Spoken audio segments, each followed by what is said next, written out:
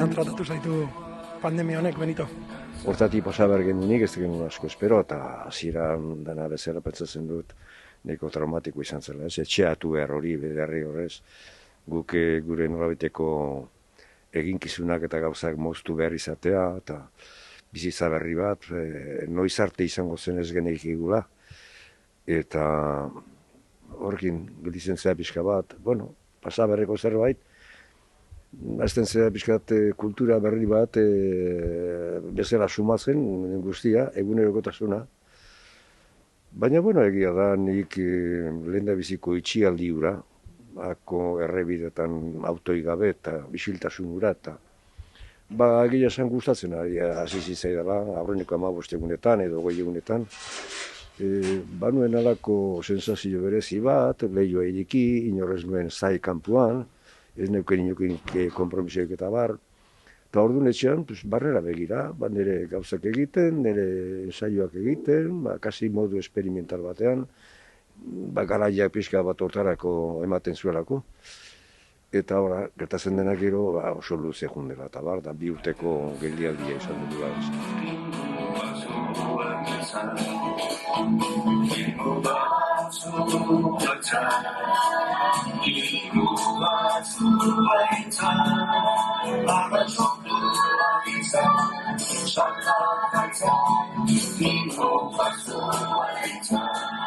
Bueno, baina orain bai, hemen txezagoz, Galdakaon, ez da zure lehenbiziko aldia gainera, sarritan izan zara. Gogoratzen duzu, noiz etorri zinen lehenengoz, edo zenbatetan izan zaren gure artean, baduzu oroitzapenik?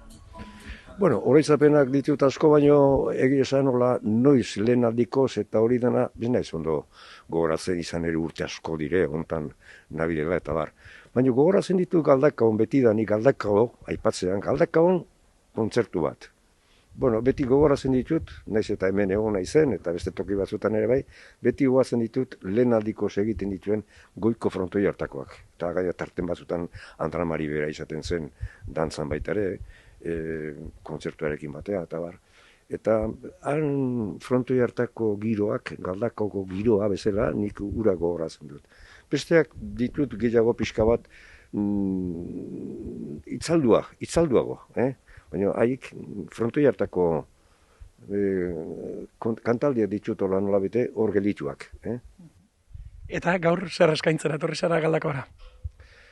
Bueno, eskaintza etorri naiz,